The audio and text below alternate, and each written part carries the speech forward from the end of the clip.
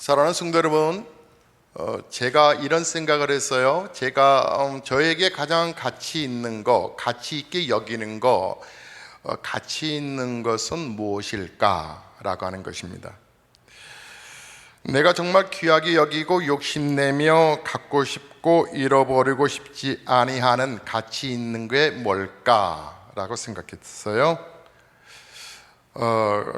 물론 우리는 제법 큰 돈으로 할 수 있는 일들, 또 살 수 있는 물건들, 명예, 영향력 등등 여러 가지 있는 부분을 가치로 둘 수 있겠지만, 물론 목사도 거기에 대해서 예외는 아니에요. 그런데 정말 제가 가장 소중하게 여기는 가치가 뭘까? 가장 소중한 가치, 내게 정말 목사인 저에게 가장 소중한 가치를 생각해 보니까 하나님이에요. 하나님. 목사로서 이 말씀 드리는 게 아니라 정말 정직하게 생각해 보아도 저의 가치는 하나님이세요. 하나님은 제 삶에 정말 가장 소중한 가치이세요. 그래서 제 삶의 중심과 목적은 늘 하나님께 맞춰져 가려고 노력을 해요. 제 안에 있는 죄성 때문에 자주 방해를 받고 또 무너질 때도 많지만, 그래도 하나님이 제 삶의 최고의 가치인 것은 저는 틀림없어요. 제게 최고의 가치신 하나님, 최고의 가치가 생각할 때, 가치다라고 생각할 때, 그러면 하나님께서 하나님의 입장에서 하나님께서 생각하시는 가장 귀하게 여기는 가치는 뭘까라는 생각을 해봤어요. 저는 하나님인데, 그러면 하나님의 입장에서 하나님이 생각하시는 가치가 어디에 하나님은 비중을 두실까? 하나님의 최고의 가치는 사람이 아닐까라고 생각해 봤어요. 사람 말이에요. 하나님은 언제나 사람을 향하여 있는 것 같아요. 천지 모든 만물을 만드셨을 때도 첫째 날, 둘째 날, 셋째 날, 넷째 날, 다섯째 날, 여섯째 날 가운데서도 맨 마지막에 만든 작품이 사람이거든요. 사람을 첫째 날 만들면 사람이 어디서 살겠어요? 그러니까 모든 거 다 만드시고 사람을 위해서 하나님께서 천지를 지으셨다는 것이지요. 하나님은 우리를 너무 사랑하셨어요. 그래서 예수님을 십자가에 못 박으실 정도로 사람을 소중하게 여기셨던 것이죠. 그러니까 하나님의 생각과 하나님의 마음, 하나님의 계획, 하나님의 뜻은 다 사람에게 초점이 맞춰져 있지 않나, 그런 생각을 해봤어요. 여러분, 하나님은 정말 사람을 최고의 가치로 두는 것을, 이것을 생각하다가 이것이 복음이다라는 생각을 해봤어요. 복음 중에 복음은 하나님이 사람, 즉 우리를 사랑하신다라고 하는 것이죠. 내게 최고의 가치이신 하나님께서 내가 할 수 있는 최선의 것은 무엇일까? 내가 하나님께 가치를 뒀는데 그 하나님께서 가장 기뻐하시는 일을 그러면 나는 해야 되잖아요. 근데 하나님이 가장 가치를 두는 것은 뭘까라고 생각해 보니까 사람이다라는 거죠. 그러면 하나님이 사랑하시는 사랑을 목사는 당연히 존중하고 사랑해야 된다는 생각을 했어요. 근데 이것은 목사만이 아니라 우리 모두가 하나님의 백성이라면 해야 할 고백이 아닐까라고 하는 것이에요. 그것은 사람을 사랑하는 일, 사람을 귀중하게 여기는 일, 사람을 도와주는 일들, 우리의 최고의 가치이신 하나님께 우리가 할 수 있는 선이 아니라 최악이 있다면 그럼 뭘까? 최악은 사람을 가볍게 여기는 거, 사람을 미워하는 거, 사람의 마음을 아프게 하는 거, 저 사람을 억울하게 만들어 버리는 거, 저 사람을 함부로 깔보고 업신여겨 버리는 거, 저 사람을 등쳐먹는 거, 저 사람 함부로 정죄하고 함부로 판단하고 함부로 말해버리는 거, 이것이 하나님 마음을 제일 아프게 하는 것이 아닐까? 마음이 좀 안 들어도, 설령 내 마음을 아프겠다 할지라도, 사람이 좀 못나 보여도, 심지어 사람을 좀 나빠도 함부로 사람을 미워하고 정죄하고 판단하고 심판하고 정죄해서는 된다 안 된다? 그러면 안 된다. 왜? 하나님이 물론 옳고 그름은 있을 수 있으나 사람을 건드리면 안 된다. 왜냐하면 하나님이 동생을 죽인 가인도 사람들이 함부로 대하지 말라고 가인의 이마에다 표를 해서 가인을 함부로 손대지 못하겠다는 하나님의 긍휼하심을 보면, 사람은 공격의 대상이 아니라, 그래서 우리가 하나님의 눈빛으로 사람을 볼 수만 있다면 사람은 공격의 대상이 아니라 섬김과 존중의 대상이다 라고 하는 것이죠. 그가 누구든지 간에 내게도 싫은 사람이 왜 없을까요? 목사에게도 왜 싫은 사람이 없어요? 사람 같아 보이지 않는 사람이 왜 목사에게 없어요? 있어요. 솔직하게 말하면 정말 마음에 안 드는 사람이 있어요. 우리 가운데는 없어요, 솔직하게. 그러나 있어요. 그래서 목사는 아직도 미숙해요. 그래서 공격하고 때로는 정말 때려주고 싶고 마음껏 미워하고 싶고 깔보고 고통 주고 싶은 사람이 솔직히 지금도 있어요. 그런데 그것을 회개하며 또 주님 앞에 나아가는 거예요. 왜냐하면 내게 최고의 가치이신 하나님이 너가 그렇게 볼지라도 나는 그렇게 보지 않아. 저 사람 존귀하게 여긴다고 네 함부로 말하면 안 돼. 그것이 가슴에 와닿기 때문에 제가 제 감정 죽이는 거예요. 여러분은 어떠세요? 여러분은 정말 여러분을 힘들게 한 사람 때려주고 싶지 않나요? 좀 더 자극적으로 말해볼까요? 죽여버리고 싶지 않나요? 여러분, 우리는 하나님의 가치를 안다면 사람을 사랑하기까지는 안 되지만 그러나 함부로 대해서만은 안 된다라고 하는 우리는 분명히 수준을 높여야 할 거예요. 사람은 내게 최고의 가치이신 하나님의 가장 소중한 가치이기 때문에 사람은 누구를 막론하고 다 귀한 거예요. 여러분, 사람은 공격의 대상이 아니라 사랑은 사랑과 섬김의 대상이기 때문에 그래요.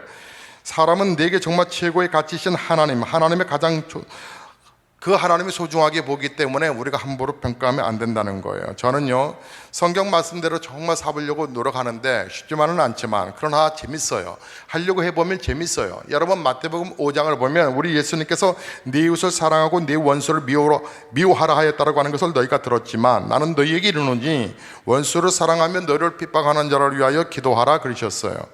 자, 너희가 사랑하는 자를 사랑하면 무슨 상이 있냐? 이것은 세리도 이와 같이 하지 않느냐? 또 너희가 너희의 형제에게만 무난하면 남보다 더 잘하는 것이 무엇이 있느냐? 이것은 이방인들도 하지 않느냐? 그러므로 너희 그러면 안 된다. 사랑할 수 없는 사람도 사랑해야 된다라고 성경에 말씀하고 있어요. 여러분, 하나님 나라를 한번 생각해 봤어요. 하나님 나라는 어떤 나라일까? 그 하나님의 나라를 한마디로 말하면 사랑이 풍성한 나라라고 정말 말할 수가 있어요. 하나님 나라에는 그 사랑이 있어요. 그래서 그 사랑에는 정말 서로가 교제함이 있고 아름다움이 있는데 그 사랑에 대해서, 그 하나님 나라에 대해서 우리가 그 사랑의 하나님 나라를 꿈을 꾼다면, 욕심을 낸다면 여러분, 이 땅에서도 그런 훈련을 하셔야 된다고 하는 것이죠. 사랑을 욕심을 낸다면 사랑을 공부하고 훈련하고 연습하는 거 정말 해야 되는 것 같아요. 그리고 그 사랑을 위하여 대가를 지불할 줄 알아야 되거든요. 우리는 욕심나는 소중하고 가치 있는 것들을 소유하기 위해서 아침부터 밤늦게까지 정말 그것들을 얻기 위하여 몸부림치지 않나요? 그 대가를 지불하기 위하여 고통도 무릅쓰고 돈을 벌고, 여러분 그렇게 일하고 한 주간도 살아오셨잖아요. 마찬가지예요. 당연한 거예요. 사랑도 그래야 된다는 거예요. 사랑도 헌신해야 된다는 거예요. 그런데 사람들은 가장 소중한 사랑을 연습하지 않아요. 소중한 사랑을 훈련하지 않아요. 대가를 지불하지 않는다는 것이죠. 여러분, 오늘 성경 말씀에서 우리 예수님께서 믿음, 소망, 사랑, 그것은 항상 있을 것인데 근데 그 중에 제일은 사랑이래요. 여러분, 천국 가면요 없어지는 것들이 있어요. 그게 뭐냐면 믿음이 없어져요. 왜요? 믿음 있는 사람들 다 왔으니까 더 이상 믿을, 그분을 만났는데 무슨 믿음이 근거가 뭐가 필요하겠어요? 천국에 가면 또 없어지는 게 있어요. 그것이 뭐냐면 소망이에요. 천국, 우리 주님 만난 그 영광스러운 소망을 갖고 살아왔는데 천국 가니까 그 예수님 만났어요. 그러니까 그 소망이 사라졌어요. 그럼 천국에서 영원히 남는 게 뭘까? 사랑인 거예요. 사랑을 서로 교제하며 나누는 거예요. 그래서 사랑은 영원한 거예요. 사랑은 영원한 거. 여러분, 사랑에 대한 대표적인 말씀들을 우리가 잘 알고 있지 않습니까? 사랑이 없으면 아무것도 아니라고 하는 거. 하나님의 말씀이 무엇보다도 공감이 되는데 정의가 아니라 천사를 마련한다 할지라도 사랑이 없으면 아무것도 아니라는 거예요. 저는 요즘 그 말씀이 그렇게 가슴에 와닿아요. 사랑이 없는 정의는 세상을 황폐하게 만든다는 거 하는 거예요. 사랑이 없는 그 단체는 그 조직을 아무리 매끄럽게 조직회로 운영한다 할지라도 거기에 따스함이 없어요. 어떤 면에서 어떻게 보면 사랑 없는 정의는 불이라고 말할 수 있어요. 그래서 정말 큰 악이 될 수 있어요. 그런데 사람들은 그걸 잘 몰라요. 성경은 사랑을 얻기 위하여 우리가 노력해야 할 것들에 대해서 쭉 15가지를 얘기해요. 오래 참아야 된다라고, 무리하게 행동하면 안 된다고, 자기 유익만 구하면 안 된다고, 성내면 안 된다고, 불의하지 말으라고, 견뎌야 한다라고, 그리고 기대를 가지고 바라야 된다라고, 포기하지 말아야 된다고 등등등등 얘기해요. 여러분, 텔레비전에 보면 우리 아이가 달라졌어요 라고 하는 텔레비전 프로그램이 있는데 거기에 보면 정말 세상에 통제 못할 이런 꼬마들이 다 있나, 이런 애기들이 다 있나. 아이고 정말 주먹이 불끈불끈해요. 이건 아주 그냥 악을 쓰고 덤벼들고 하는데 마치 밥 안 먹는 거 무슨 데모나도 하듯이, 그리고 땡깡 노는데 길바닥에서 마트에서 와 이건 대책 없는 거예요. 그러니까 어쩔 수 없이 엄마가 막 위협도 해보기도 소리도 지르다가 박박 지르다가 정말 지쳐서 어쩔 수 없이 물건 사주고 어쩔 수 없이 얘 원하는 걸 해주는 거예요. 그래서 얘가 막 좋아해요. 그러다가 또 얘가 갖고 싶은 거 있으면 막 지나칠 정도로 인사불성해요. 엄마 아빠도 할아버지 할머니도 없어요. 그렇게 정말 저런 애들이 다 있나 싶을 정도로 그런 아이들인데, 그런데 별 희한한 아이들, 그 아이들에게 공통점이 있다라고 하는 거예요. 그것은 엄마 아빠가 아이를 사랑할 줄 몰랐다라고 하는 것이죠. 사랑하는데 사랑을 할 줄을 몰라요. 사랑할 줄을 모르니까 아이가 사랑을 받지를 못해요. 그래서 아이들이 이상해져 가는 거예요. 근데 그 아이들이 전문가를 통해서 3주, 4주, 5주를 지나가면서 그 사랑하는 법이 뭔지를 부모가 배우게 되고, 그 아이가 사랑을 듣는 방법을 배우게 되면서 그 아이가 달라져 가는 거예요. 그래서 말 표현 그대로 애들이 변해요. 그래서 아이들이 달라졌어요. 본래 아이로 이렇게 돌아가는 거예요. 정말 신기하더라고요. 여러분, 그와 비슷한 프로가 하나 있어요. 부부가 달라졌어요. 우리 부부가 달라졌어요. 여러분, 이혼 직전에 부부들이 겪는 고통과 아픔은 상상을 초월하는데, 죽고 못 살 만큼 사랑해서 결혼했는데 지금은 죽고 못 살 만큼 힘들고 어려워서 정말 지긋지긋해서 어떻게 하면 쉽게 이혼할 수 있는 방법을 찾는 부부들이 있어요. 사랑은 하는데 사랑을 왜 할 줄을 잘 몰라서 그렇다라고 하는 것이죠. 사랑을 공부해야 된다라고 하는 거예요. 사랑을 훈련해야 한다라고 하는 거예요. 이제 전문가를 통해서 상담하다 보니까 부부간에 이 사람을 처음 좋아했던 그 감정들이 다시 샘솟도 시작하는 거예요. 이것을 내가 몰랐었구나. 사랑을 받으려고만 했지 사랑을 주려고 하지 않았구나 라고 하는 거예요. 여러분, 이 사랑을 제대로 하지 못해서 우리는 얼마나 갈등을 하는지 몰라요. 저는요 3남매 아이를 뒀어요. 머시마들이 둘이고요, 막내가 딸이에요. 그런데 저는 사랑하는 자녀들이, 그 아이들이 19세가 될 때까지, 그러니까 성인이 되기 전까지 아이들에게 하나님의 사랑을 부모의 사랑으로 잘 표현해 주고 싶었어요. 그래서 그들이, 제가 이렇게 생각해 보니까, 인생을 돌아보니까 제가 청소년 때 엄마 아빠의 사랑이 제일 많이 남더라고요. 왜냐하면 청년 때는 대가리 컸다고 제 앞길 이렇게 가다 보니까 부모의 대화도 적을 뿐만 아니라 사랑을 받을 그 시간들이 없거든요. 그러니까 얘가 청소년 기간까지가 부모가 전폭적으로 사랑을 공급해 주는 시간이 아닐까라는 생각이 들어서, 아이들을 이렇게 다른 것보다도 공부해 보라는 말 한마디는 안 했지만 하나님 사랑, 그 사랑을 정말 잘 보여주고 친구들에게도 그 사랑을 참 잘 전해주는 아이가 됐으면 좋겠다라고 하는 생각을 가지고 있었어요. 제 집사람은 워낙 믿음이 충만해서 아이가 아프면 그냥 기도해주고 그냥 콜콜 자요. 근데 저는 아이가 그 열이 떨어질 때까지, 새벽까지 그 아이 옆에 있어요. 기도해주고, 그리고 물송어 올려주고, 그리고 새벽 예배를 드리죠. 그래서 그 아이가 무슨 발표한다 그러면 잘한다고 막 그 수백 명 앞에서 혼자서 막 소리 지르기도 하고, 이 아이의 학교에서 문제가 있다 그러면 저는 막 달려가요. 우리 둘째 아이가 지금 군에 가 있거든요. 근데 군대에서 지난 주간에 전화가 와서 깜짝 놀랐어요. 무슨 전화인가? 군대에서 전화 오는 전화는 그렇게 달갑지 않더라고요. 그래서 전화 왔는데 그 군대의 교회래요. 군대 교회 5사단인데 훈련장이에요. 사단 본부인데 거기에서 조교를 했는데 그 군대 목사님이 전화한 거예요. 그래서 이제 같이 인사를 하다가 어쩐 일이십니까 했더니 7월 23일 날 목사님 군중 그 세례식이 있는데 목사님 오셔서 200여 명 아이들 그 군인들에게 좀 세례를 베풀려고 하는데 목사님 오셔서 좀 도와주세요. 그래서 아이 생각에 그러니까 아마 이제 이렇게 된 것 같아요. 아이가 군부대에서 이제 교회를 가니까 군부대에 그 목사님이 얘가 좀 성실하게 잘 신앙생활 잘 하나 봐요. 그래서 이 아이의 이제 부모님이 어떤 분들이니까 쭉 점검해 보니까 아버지가 목사님이라는 거예요. 그래서 군 사병들 가운데서 군 신앙생활 잘하는 아이들 가운데 부모님이 목사님인데 좀 부대하고 좀 가까운 거리, 여기서 1시간이면 가니까 1시간 반 정도 걸리나요? 그러니까 이제 일산이라는 걸 알고 저에게 초청을 한 거예요. 부탁을 하신 거예요. 그러니까 아이 때문에 제가 초청을 허락을 했죠. 예, 알겠습니다. 다음 주 그래서 가운하고 목사님 이렇게, 그래서 빵이라도 사가야 됩니까? 어떻게 됩니까? 라고 물었더니 아니 다 준비됐대요. 그래서 다음 주 그러니까 토요일 날 제가 간다고 그랬어요. 근데 그 오후에 전화가 왔어요. 아들한테 전화가 왔어요. 아빠 하더니 얘는 그 영문을 모르나 봐요. 저 23일 날 휴가 나가요 그러더라고요. 에? 뭐라고? 23일 날 저 휴가 나가요. 저는 23일 날 걔 부대 가는데 오후 2시부터 4시까지래요. 이게 세례식이. 근데 걔는 아침 일찍 나온대요. 나는 아들 때문에 군대 가는데 부대 가는데 아들은 휴가 나온대요. 왜 하필이면 그 수많은 날들 가운데서 그런 일이 한두 번 있을까나 말까나 하는데 그 날짜도 어떻게 기가 막히게 맞추는지. 그래서 제가 설명했더니 얘가 막 놀래요. 괜찮다. 네 때문이 아니라 뭐 너만 아들이냐? 수많은 애들도 아들인데 이거 섬겨야지 그랬어요.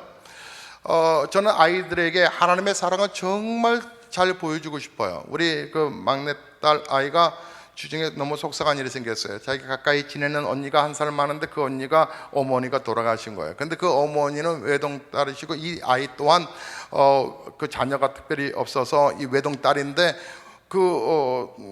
조상이 났는데 그 빈소가 너무 허전한 거예요. 그래서 아이가 저한테 문자를 보내서 마음 속상하다고 이제 자기가 좋아하는 언니가 이런 상을 당해서 쓸쓸하고 너무 속상하다는 그 문자가 제 가슴에도 아팠어요. 그래서 아이에게 문자를 보내줬어요. 그러면 잘 위로해 줘라. 근데 혹시 조화를 좀 보내줄까? 그랬더니 아이가 바로 답장이 왔어요. 그러면 더 좋겠어요. 그래서 제가 큰 조화를 이렇게 보냈어요. 다미 아빠 김기용 이렇게 해서 보내줬어요. 아이가 사진 찍어서 보내줬어요. 아빠 너무 감동이고 언니도 감동받았다는 거예요. 사실은 그 언니를 전도하려고 하는 목적도 있었어요. 근데 하나님의 사랑을 전해주고 싶었어요. 그날 저녁에 애가 지친 몸으로 돌아왔어요. 아마 종일 그 빈소를 지켜서 지쳤나 봐요. 근데 그 아이가 너무 감사의 표현을 저한테 했어요. 저는 아이들에게 정말 하나님의 사랑을 이웃의 사랑의 모습으로 보여주고 싶어요. 그리고 늘 저는 철저한 신앙교육을 간접적으로 물질부터 가르치죠. 여러분 잘 아시는 대로 하나님 앞에 11조 드리는 건 그거는 교회가 기본으로 운영되기 위해서도 여러분의 그 사랑과 헌금이 필요한 거예요. 어떻게 우리가 전기를 쓰고 어떻게 운영을 할 수 있겠습니까? 이런 여러분들의 정성의 헌금들 아니겠어요? 근데 11조적인 부분이 율법이냐 아니냐 그 개념을 떠나서 우리 공동체에 하나님의 사랑을 함께 유통하는 헌금이라고 저는 귀하게 생각하는데, 우리 아이들에게도 철저하게 알바를 하고 직장생활하는 아이들에게 11조를 철저하게 저는 드릴 것을 아주 가르치죠. 그래서 잘하고 있어요. 그리고 아이들은 부모에게도 11조 해야 한다고 하는 것을 저는 강조하고 있어요. 여러분, 자녀들은 부모에게 11조 꼭 해야 돼요. 만약에 결혼하게 되면 이제 5%만 하면 되죠. 왜냐하면 처가댁 또 보내야 되니까. 처가댁 또. 그래서 아이가 이렇게 이제 11조를 가져오면 막내딸은 애가 너무 똑똑해요. 그래서 어쩔 때는 조금 미울 때가 있어요. 왜냐하면 저한테 11조를 가져오는 게 아니라 5%만 가져와요. 왜냐하면 아빠한테 11조 주면 아빠는 혼자 다 쓸 거다. 엄마 5% 안 떼주겠지? 그래서 본인이 나눠서 줘요. 엄마 5%, 아빠 5%. 받아서 다시 주기는 하지만, 기도해서 뭐 이거저거로 이제 다시 다 돌려주기는 하지만 10% 주면 참 좋을 텐데 왜 이러나? 그러나 뭐 어떡하겠어요. 주는 사람 마음이니까 그나마 또 안 줄까봐 그냥 지나가죠. 그런데 큰 애는 그렇지 않아요. 얘는 아주 훌륭해요. 얘는 아주 방송실에서 하는 얘기가 아니라 아주 훌륭해요. 11조를 그냥 그대로 저한테 가져오죠. 얘는 좀 동생보다는 양이 많죠. 근데 가져오면 제가 또 당연히 하나님께 드리고 11조를 가져오면 축복 기도를 주죠. 그런데 얼마 전에 알았어요. 이런 일이 세상에. 아니, 엄마에게도 당연히 저는 그 조한숙 씨는 안 주죠. 저 혼자 다 쓰죠. 그런데 엄마에게도 11조를 바친다는 얘기를 얼마 전에 들었어요. 아니, 얘가 정신이 있나 없나? 그럼 나한테 20%를 가져오지. 왜 엄마한테 10%를 또 따눠주나? 그러니까 걔는 70%로 생활을 하는 거죠. 나름대로 뭐 쓰는 것 같아요. 근데 부모 입장에서 어떨까요? 기특하잖아요. 근데 저는 그 전에 이런 얘기를 해줬어요. 하나님의 사랑을 표현할 줄 알아야 된다라고요. 하나님의 사랑을 표현할 줄 모르면 우리는 그곳에서부터 이 사막과 같아서 부속부속한 일들이 참 많아지는 거죠. 세상도 그래요. 정의라고 하는 이름이 있지만 그 속에 사랑이 없는 정의는 그거는 아주 칼로 물 베는 칼로 톡톡톡 잘라내는 것처럼 날카로움만 남아있을 뿐이에요. 여러분, 사랑을 공부해야 돼요. 훈련하고 연습해야 되는 것이죠. 무엇보다도 투자해야 된다라고요. 사랑은 공짜가 아니에요. 사랑은 사실 영이거든요. 영. 영이 소멸됐듯이 사랑도 소멸될 수 있어요. 방전될 수 있다고요. 그러므로 천국 가기 전까지는 우리가 이 사랑을 계속적으로 이렇게 충전시키는 훈련을 해야 된다라고요. 여러분, 사랑하는 자녀들을 잃어버리지 않기 위해서 의도적으로 접속하고 의도적으로 아이와 자꾸 대화하려고 그래야 되는 것이죠. 자녀들도 마찬가지예요. 자녀들도 부모와 사랑의 교제를 나누는 것들을 소중하게 여겨야 되는 것이죠. 저는 여러분, 부부간에도 그렇다라고 생각해요. 늙어가면 늙어갈수록 부부 사랑이 어렵다라고 하잖아요. 왜 어려울까? 생각해 보니까 방심하는 거예요. 내가 당신을 잘 안다라고 하는 거예요. 서로가 알고 단점 또 장점도 아는데, 그러다 보니까 서로 잘 안다라고 하는 것들이 방심되어서 그래서 부부 사이가 서먹서먹해져 가는 거예요. 형식적이 돼버리는 거예요. 그러면 외로워져 가는 거예요. 그러다 보면 불행해져 가는 거예요. 그러다 보면 사는 게 아니에요. 차라리 그래봐야 황혼이 이혼하자 해서 이혼하게 되는 거예요. 여러분, 우리가 훈련하지 않아서 이런 일들이 많아요. 교회도 마찬가지예요. 교회도 왜 이렇게 사랑이 없어요? 교회도 왜 이렇게 욕심쟁이들만 있어요? 그러면 안 돼요. 우리 교회가 그런 교회 세우려고 만들어진 교회 아니에요. 여러분, 우리 교회는 정말 교육기관이 애들을 한번 보세요. 애들이 뭐 어두운 애가 있나요? 애들이 너무 밝아요. 제가 요즘 참 재밌는 취미가 하나 생겼어요. 그것은 주일 전에 제가 아이들을 위해서 간식을 준비하는 거예요. 물론 요초등부나 유치부에서도 늘 간식을 애들 베풀어요. 하지만 목사는 또 따로 간식을 만들어요. 간식을 이렇게 마트에서 간식을 사서 아이들에게 줄 것을 미리 전날 준비를 하는데 참 재밌어요. 참 행복해요. 아이들에게 간식 하나 주고 아이들을 위해서 기도해주고, 근데 간식 주기 전에 먼저 기도하죠. 근데 아이들이 얼마나 진지하게 기도를 받는지 몰라요. 어쨌든 간에 제가 소중한 우리 아이들이 잘하고 있어요. 교회 안에는 여러분 절대로 혼내지 마세요. 아이들을 따뜻한 사랑으로 혼내는 건 애들이 사랑으로 받을 줄 알아요. 그러나 사랑의 감정이 아닌 서로 애들 막 지적하지 마세요. 저는요, 우리 교회가 하나의 공간이 있다면 사실은 곰탕 끓이고 싶은 목사예요. 곰탕 끓이고 싶은 목사. 뭐 있지 않습니까? 도축장 그런 데에서 보면 뭐 뼈 이런 부분을 싸게 구입할 수 있지 않습니까? 그것을 잡뼈를 큰 가마솥에다가 푹 삶는 거죠. 목사는 장작불에 3, 4일 동안 계속 삶는 거죠. 그래서 주일날 그 곰탕 한 그릇 딱 드시는 거예요. 교회 와서 따뜻한 사랑 한 그릇 함께 나누는 것이죠. 그리고 성도끼리 서로가 간식도 준비해 오셔서 과일도 좀 가져오셔서 서로가 이제 같이 나눠들 드시고, 그런 교회 말이에요. 그런 교회가 하나님이 정말 원하시는 교회가 아닐까요? 하나님은 우리를 인간을 창조하실 때 하나님의 영을 우리에게 불어넣으셨어요. 그래서 우리 인간은 하나님과 영과 영이 통하는 그런 관계가 되었었다고요. 그런데 우리 인간은 우리 조상인 아담이 죄를 범하여서 이 선악과를 따먹으면서 범죄함으로 인하여서 그 소중한 하나님과의 영이 단절돼 버리고 상실돼 버리고 말았단 말이에요. 그때부터 하나님과 우리 인간은 불통하게 되었죠. 그래서 하나님과 다른 생각을 하는 거예요. 우리는 기껏 생각한다는 게 다른 사람보다 내가 더 잘 사는 방법을 연구하는 거예요. 왜 그래요? 하나님과의 가치관이 달라졌기 때문에 그래요. 결국은 그것을 가져오는 이 죄라고 하는 부분들이 욕심이 계속 이렇게 자라다 보니까 그것이 사망이 돼버리고 마는 거예요. 결국은 죽을 수밖에 없는 짓들만 하고 있다가 그렇게 죽어가는 거예요. 근데 우리 인간이 정말 행복하게 다시 살려면 하나님의 영을 다시 회복해야 돼요. 그것이 바로 거듭남이라 말하는 거예요. 이 거듭남을 통하여서 우리는 하나님의 사랑을 다시 회복하게 되면, 그 사랑을 알게 되면 다시 사랑을 할 수 있게 되어요. 아무리 여러분 인격적으로 훌륭해도 인간은 한계가 있어요. 그러나 하나님이 아무리 못난 사람이라도 하나님 앞에 기도함으로 하나님의 사랑을 받으면 그 사랑을 전할 수밖에 없어요. 여러분, 우리가 주일마다 하나님 앞에 나와서 예배드리지만 예배드릴 때의 목적이 뭐예요? 하나님의 영을 공급받는 거예요. 여러분, 휴대폰에 보면 휴대폰에 배터리가 방전되는지 안 되는지 이렇게 그림이 표시되어 있어요. 그때에 여러분 아무리 100% 채워져 있어도 그것이 아무리 휴대폰을 내가 사용하지 않았어도 시간이 지나면 방전되게 돼 있어요. 모든 것들은 다 방전되어 있어요. 그래서 충전기가 필요하고 충전시키는 거예요.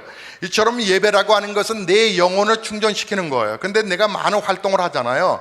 여러분 많이 바쁘시죠? 많이 바쁘면 바쁠수록 여러분 그 하나님의 영, 하나님의 충만함이 빠져나가는 거예요. 그래서 여러분, 마틴 루터는 그런 말을 했어요. 내가 바쁘면 바쁠수록 바빠서 더 많이 기도한다 그랬어요. 왜요? 하나님의 충전함이 더 많이 필요하다는 거예요. 그래서 기도하는 것을 소중하게 여겼던 것이죠. 여러분, 우리가 하나님 앞에 예배는 드리지만 여러분이 졸다 가시면 무슨 일이냐면 접촉 불량인 거예요.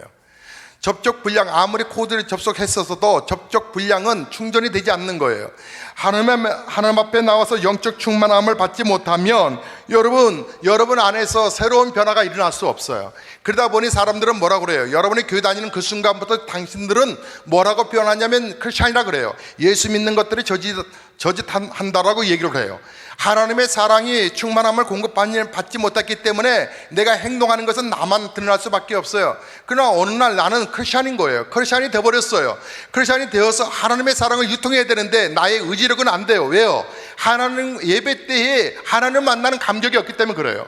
여러분, 인생은 하나님이 말씀하시기를 사람이 아무리 교회 갈지라도 그 걸음을 옮기시는 이는 하나님이라 그랬어요. 여러분이 아무리 어떤 계획을 세운다 할지라도 하나님께서 돕지 아니하시면 그것은 다 무너지는 것이라 그랬어요. 여러분이 아무리 비중이 있고 아무리 중요한 것이라도 하나님과의 충만함, 기도하는 부분들을 소홀히 여기시고 예배에 대한 가치와 감격을 없으신다면 여러분은 형식적인 크리스찬에 불과한 거예요. 때로 하나님의 능력이 은혜가 나타나지 않을 거예요. 기도하는데 행복이 있어요. 기도하는데 기도 응답이 있어요. 기도하는데 치료가 있어요. 기도하는데 회복이 있어요. 이것 또한 하나님 앞에 충전함을 받을 때 가능한 일들이에요. 사랑하는 성도 여러분, 선악과를 따먹기 전에 아담과 하와가요, 얼마나 아담이 그 아내를 보고 하와를 보고 뭐라고 말했는 줄 아세요? 이 사람은 나의 뼈 중에 뼈요, 살 중에 살이다 그러면서 막 미치고 환장을 했어요. 아담이 하와를 보고 뭐 어쩔 줄 몰랐어요. 근데 죄라는 것이 들어왔어요. 즉 하나님과의 충전함이 끊어졌다는 얘기죠. 하나님과의 충전함이 없으니까 뭐라고 말하냐면, 하나님이 왜 너희는 내 말을 순종하지 않았어? 그러니까 아담이 하는 얘기가 뭔지 알아요? 그렇게 뼈 중에 뼈요 살 중에 살이라고 그렇게 아름답다라고 그렇게 귀중히 여겼다는 아내를 향하여 저 여자가 나로 하여금 선악과를 따먹게 했습니다. 원인은 저 여자 때문이라는 거예요. 좀 더 리얼하게 표현해 볼까요? 전연 때문에 내가 망이 됐다는 거예요. 그렇게 그렇게 소중해, 그렇게 이뻐서 내 뼈 중에 뼈요 살이요 살이 이렇게 말했던 이 아담이 하나님과의 관계가 끊어지니까 표현하는 표현들이 그렇게 쉽게 말해요.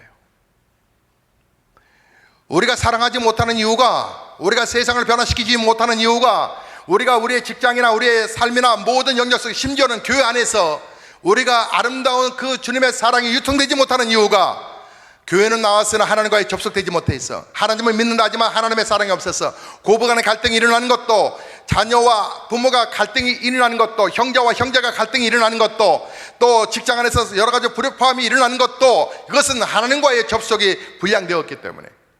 하나님과의 접속이 제대로 됐을 때는 살 중에 살이요 뼈 중에 뼈라고 고백하다가 하나님과의 접속이 끊어지니까 저 여자 때문에.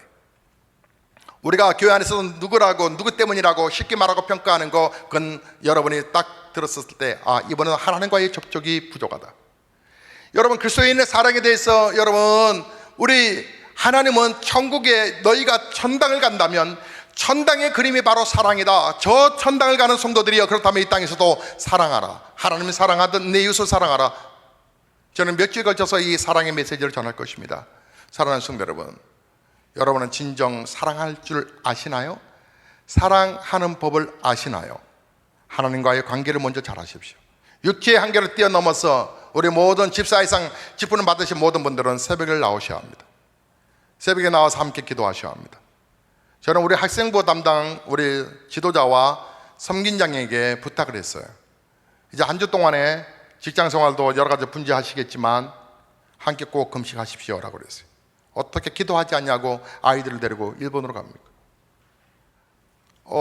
총회본부에서 급한 문자가 연락이 왔어요. 공지사항 급전하면서 혹시 본 교단에 속해 있는 교회들 가운데서 터키로 선교 여행 가신 교회가 있으면 총회로 바로 연락 주시기 바랍니다. 보고해 주시기 바랍니다. 그리고 되도록이면 터키 선교 여행 중단하시기 바랍니다. 연락이 왔어요.